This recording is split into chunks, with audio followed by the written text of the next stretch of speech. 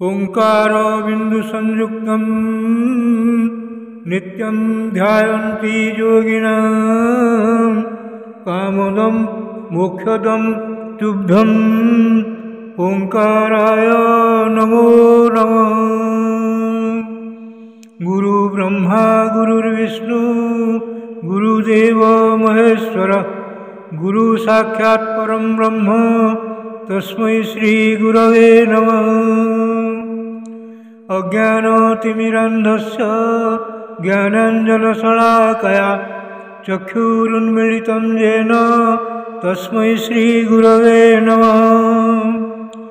अखण्डमण्डलाकारं व्याप्तं येन चराचरं तत्पदं दर्शितं येन तस्मै श्री गुरवे नमः। ध्यानमूलं गुरोर्मूर्ति पूजामूलं गुरोर्पदं मंत्रमूलं गुरोर्वाक्यं मोक्षमूलं गुरोर्कृपा। ब्रह्मानन्दं परमसुखदं केवलं ज्ञानमूर्ति द्वन्द्वातीतं गगनसदृशं तत्त्वम् अस्यादिलक्ष्यम् एकं नित्यं विमलमचलं सर्वधी साक्षीभूतं भावातीतं त्रिगुणरहितं सद्गुरुं तं नमामि। मन्नाथ श्री जगन्नाथ मद्गुरु श्री जगद्गुरु मदात्मा सर्वभूतात्मा तस्मै श्री गुरवे नमः। जंधारु ब्रह्ममूर्ति प्रणवतनुधरं सर्ववेदान्तसारं भक्तानां कल्पवृक्ष भवजलतरणी सर्वतत्त्वानुतत्त्वं योगीनां हंसतत्त्वं हरिहरनमितं श्रीपति वैष्णवानां शैवानां भैरवश्च पशुपति परमशक्तितत्त्वं च शाक्तं बौद्धानां बुद्धसाक्षात् वृषभजतिवर जैनसिद्धान्तसारं तं देव पातु नित्यं कलिकलुषहरं नीलशैलाधिनाथम्। अथ श्रीमद्भागवत महापुराण षष्ठ स्कंध अष्टादश अध्याय। अदिति और दितिंक संतान मानकर तथा मरुत्गणों उत्पत्तिर वर्णना। नारायणं नमस्कृत्यं नरं चैव नरोत्तमं देवीं सरस्वतीं व्यासं ततो जयमुदीरयेत्। मूकं करोति वाचालं पंगुं लङ्घयते गिरिं यत्कृपातमहं वन्दे परमानन्दमाधवं।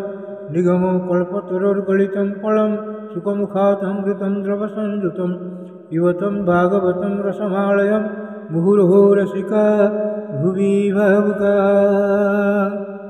श्रीशुक उवाच कृष्णस्तुपत्नीसवितुः सावित्रीं व्याहृतिं त्रयीम् अग्निहोत्रं पशुं सोमं चातुर्मास्यं महामखान्। सिद्धिर्भर्गस्य भाज्याङ्ग महिमानं विभुं प्रभुम् आशिषं च वरारोहं कन्यां प्रासुतसुव्रतां। धातुकुहुसिनिवाली राका चानुमतिस्तथा सायं दर्शमतः प्रातः पूर्णमासं अनुक्रमात्। अग्नेन पुरुष्यानाधत्त प्रियायां समनन्तर चर्षणि वरुणस्यासीत् यस्यां जातो भृगुः पुनः। वाल्मीकिश्च महायोगी वल्मीकात् अभवत् किल अगस्त्यश्च वसिष्ठश्च मित्रावरुणयोर्ऋषि। रेतः शिशिचतुः कुम्भे उर्वश्या सन्निधौ द्रुतं रेवत्यां मित्र उत्सर्गं अरिष्टं पिप्पलं ददात्। पौलोम्याम् इन्द्र आधत्त त्रीन् पुत्रानिति न श्रुतं जयन्तं वृषभं तातं तृतीयं विडिशं प्रभुः। उरुक्रमस्य देवस्य मायावामनरूपिणः कीर्तौ पत्न्यां बृहश्लोकः तस्यासन् सौभगादयः। तत्कर्म गुणवीर्याणि काश्यपस्य महात्मनः पश्चात् वक्ष्यामहे विद्यात्यां पश्चाद्वक्ष्यामहेद्विद्यां यथा भावो तथारः। तत्कर्म गुणवीर्याणि काश्यपस्य महात्मनः पश्चाद्वक्ष्यामहेद्विद्यां यथा भावो तथारः। अथ कश्यपदायान् दैतेयान् कीर्तयामि ते यत्र भागवतः श्रीमान् प्रह्लादो बलिरेव च। दितेर्द्वावेव द्वादायादौ दैत्यदानववन्दितो हिरण्यकशिपुर्नाम हिरण्याख्यः स कीर्तितो। हिरण्यकशिपोर्भार्या कयाधुर्नाम दानवी जम्भस्य तनया दत्ता सुषुवे चतुरः सुतान्। संघात्रं संघ्रादं प्रागनुह्रादं रादं प्रह्लादमेव च तत्स्वसा सिंहिका नाम राहुं विप्रोचितो गृहीत्। शिरो अहरहद्यस्य हरिश्चक्रेण पिबतोऽमृतं संघ्रादस्य रुचिर्भार्या सुतपञ्चजनं ततः। ह्रादस्य धमनिर्भार्या सुतवातापिल्लोळं योगस्ताय त्वतीथये पेचे वातापिमिल्लोळः। अनुह्रादस्य सुर्मायां भास्करो महिषस्तथा विरोचनस्तु प्रह्लादि दिव्यास्तस्या भवद्बलिः। बाणज्येष्ठं पुत्रशतम् असनायां ततोऽभवत् तस्यानुभावशुश्लोक्य पश्चात् देवाभिधास्यते। बाणो आराध्य गिरिशं लेभे तद्गुणमुख्यतां यत्पार्श्वे भगवानास्ते यद्यापि पुरपालकः। मरुतश्च जितेः पुत्र चत्वारिंशन्नवाधिका त आसन्न प्रजाः सर्वे नीता इन्द्रेण साम्यताम्। मरुतश्च जितेः पुत्र चत्वारिंशन्नवाधिका त आसन्न प्रजाः सर्वे नीता इन्द्रेण सात्मताम्।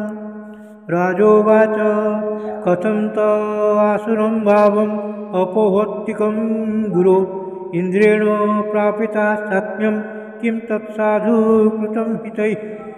इमे श्रद्धते ब्रह्मन् ऋषयो हि मया सह परिज्ञानाय भगवन् तन्नो व्याख्यातुमर्हसि। सुत उवाच तद्विष्णुरातस्य सवादरायणे वाचो निशम्यादृतमल्पवर्तवत् सवादयन् सन्निभृतेन चेतसा जगादसत्रायण सर्वदर्शनः। श्रीशुक उवाच हतपुत्रादितिः शक्र पार्ष्णिग्राह्येण विष्णुना मन्युना शोकदीप्तेन ज्वलन्ती पर्यचिन्तयत्। कदा नु भ्रातृहन्तरम् इन्द्रियाराममुल्बणम् अक्लिन्न हृदयं पापं घातयित्वा सये सुखम्। कृमिभिडे भस्मसंज्ञासीत् यस्य साभिहितस्य च भूतधृक् तत्कृते स्वार्थं किं वेद निरयोजतः। आशासानस्य तस्येदं ध्रुवं मुन्नधते तसः मदशोषक इन्द्रस्य भूयाज्येन सुतो हि मे। इति भावेन सा भर्तृराचराच सकृत्प्रियं शुश्रूषयानुरागेण प्रश्रयेण दमेन च। भक्त्या परमया राजन् मनोज्ञैर्वल्गुभाषितैः मनोजग्राहभावज्ञा सुस्मिता पाङ्गवीक्षणैः। एवं स्त्रिया जडीभूतो विद्वानपि विदग्धया बाढमित्याह विवशो न तच्चित्रं विजोषिति। विलोक्यो कान्तभूतानि भूतान्यादौ प्रजापति स्त्रियं चक्रे स्वदेहार्धं जया पुंसां मतिर्हृता। एवं शुश्रूषितस्तात भगवान् कश्यपः स्त्रिया रहस्य परमप्रीतो दितिमहाभिनन्द्य च। कश्यप उवाच वरं वरय वामोरु प्रीतेस्ते हमनन्दिते स्त्रिया भर्तरि सुप्रीते कः कामयतागमः पतिरेव हि नारीणां दैवतं परमं स्मृतं मानसः सर्वभूतानां वासुदेवः श्रियः पतिः स एव देवतालिङ्गैर्नामरूपविकल्पितैः युज्यते भगवान् कुम्भी स्त्रीभिश्च पतिरुपद्रुक् तस्मात् पतिव्रता नार्यः श्रेयस्कामसुमध्यमे जजन्ते अनन्यभावेन पतिमात्मानमीश्वरम् सोऽहं त्वयार्चितो भद्रे दृक् भावेन भक्तितः तत्ते सम्पादये कामम् असतीनां सुदुर्लभम् दितिरुवाच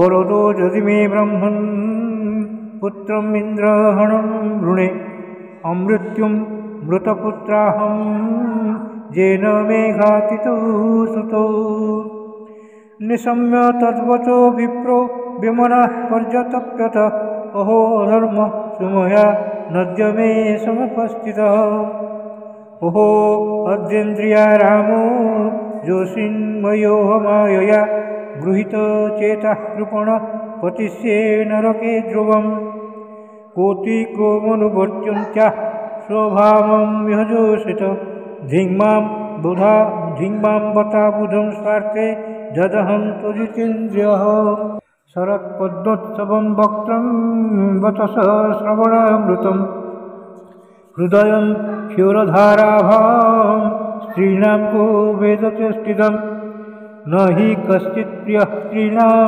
मन्दसा स्वासिसात्मनां पतिं पुत्रं भ्रातरं वा भ्रन्त्यन्त्रे घातयन्ति च प्रतिश्रुतं ददामीति वचस्तन्नं वृषा भवेत् वधं नार्हति चेन्द्रोऽपि तत्रेदम् उपकल्पते इति संचित्य भगवान् मारीचः कुरुनन्दन उवाच किञ्चित् कुपित आत्मानं च विगर्हयन् कश्यप उवाच पुत्रस्ते भविता भद्रे इन्द्रः देवबान्धव संवत्सरं व्रतमिदं यज्ञञ्च धारयिष्यसि दितिरुवाच धारयिष्ये व्रतं ब्रह्मन् ब्रूहि कार्याणि जानि मे जानि चेह निषिद्धानि न व्रतं ग्रन्थि जानितु कश्यप उवाच न हिंस्याद्भुतजातानि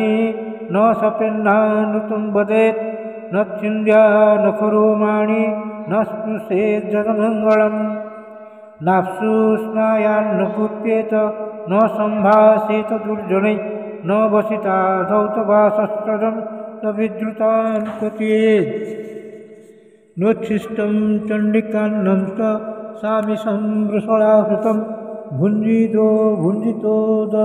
भुञ्जितोतक्यया दृष्टं पिबेदञ्जलिना तपः नोच्छिष्टास्तुष्टशलीला सन्ध्यायां मुक्तमूर्धजा पुनर्पिता संजप्वांस नासं विहिता बहिश्चरेत् नाधौत पादा प्रयता नार्द्रपाण्डो दक्षिरः सहित नापरान्नान्यैर्न नग्ना न च सञ्जयोः धौतभाषा शुचिर्नित्यं सर्वमङ्गलसंयुता पूजयेत् प्रातरासात् प्राग् गोपिप्रान् स्वीयं च्युतं स्त्रियो वीरवतिश्चार्चे तस्रग्धं बलिमण्डने पतिं चात्योपतिष्ठेत जायेत् कुष्ठगतं च तं संवत्सरं पुंसवनं व्रतमेतम् अभिप्लुतं धारयिष्यसि चेत् तुभ्यं सक्रहा भविता सुतः बाढमित्येभिप्रेत्याथ दितिराजन् महामना काश्यपं गर्भमाधत्त व्रतं चाञ्जो दधारसा मातृस्वसुरभिप्रायम् इन्द्र आज्ञायमानन्द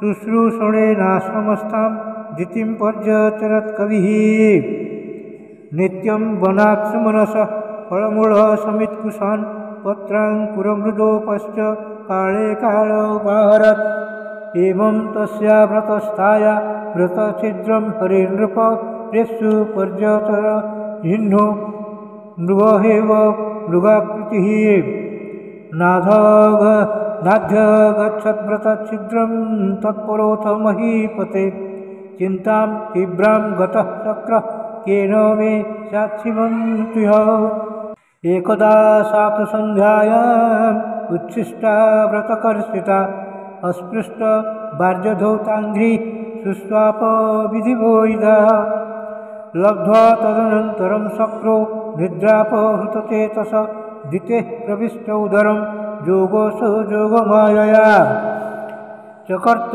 सप्तधा गर्भं वज्रेण कनकप्रभं रुदन्तं सप्तधैकैकं मारोदि रितितान् पुनः ते तमूचु पाट्यमानः सर्वे प्राञ्जलयो नृप नो जिघान् शशि किमिन्द्र भ्रातरो मरुतस्तव मा भैष्ट भ्रातरो मह्यं जुह्यमित्याह कौशिक अनन्यभावान् पार्षादान् आत्मनो मरुतान् गणान् न ममारोदितेर्गर्भः श्रीनिवासानुकम्पया बहुधा पुलिसकीर्णो द्रोण्यस्त्रेण तथा भवान् सकृदिष्ट्वादिपुरुषं पुरुषो जातिसाम्यतां संवत्सरं किञ्चित् नूनं जित्या जद्धरिरर्चितः सजुरिन्द्रेण 50 देवास्ते मरुतो भवन् व्यपोह्य मातृदोषं ते हरिणा सोमपाकृतः दितिरुत्थाय ददृशे कुमारानानलप्रभान् इन्द्रेण सहितान् देवी पर्यतुश्च धनिन्दिता अथेन्द्रमाह ताताहम् आदित्यानां भयावहम् अपत्यम् इच्छन्त्यचरं व्रतमेतत् सुदुष्करम् एकः सङ्कल्पितः पुत्रः सप्त भवन् कथं यदि ते विदितं पुत्र सत्यं कथय मामृषा इन्द्र उवाच अम्ब तेऽहं व्यवसितम् उपधार्य गतुन्तिकं लब्धान्तरोच्छिदं गर्भम् अर्थबुद्धिर्न धर्मवेत् कृतो मे सप्तधा गर्भ आसन् 7 कुमारका तेऽपि चैकीकसो वृक्ना सप्तधा नाभिममृरे ततस्तत्परमाश्चर्यं विक्षध्य वसितं मया महापुरुषपूजायाः सिद्धिकाप्यानुसङ्गिणी आराधनं भगवत इहमाना निराशिष जेतु लेच्छन्त्यपि परं ते स्वार्थकुशलाः कृताः आराध्यात्मप्रदं देवं स्वात्मानं जगदीश्वरं को वृणीते गुणस्पर्शं बुधस्य नरकेऽपि स बुधस्य नरके वियत् तत् इदं मम दौर्जन्यं बालिशस्य महीयसी क्षन्तुर्मर्हसि मातस्तं दिष्ट्या गर्भो मृतोत्थितः श्रीशुक उवाच इन्द्रस्तयाभ्यनुज्ञातः शुद्धभावेन तुष्टया मरुद्भिः सहतां नत्वा जगाम त्रिदिवं प्रभुः एवं ते सर्वमाख्यातं जन्मात्मं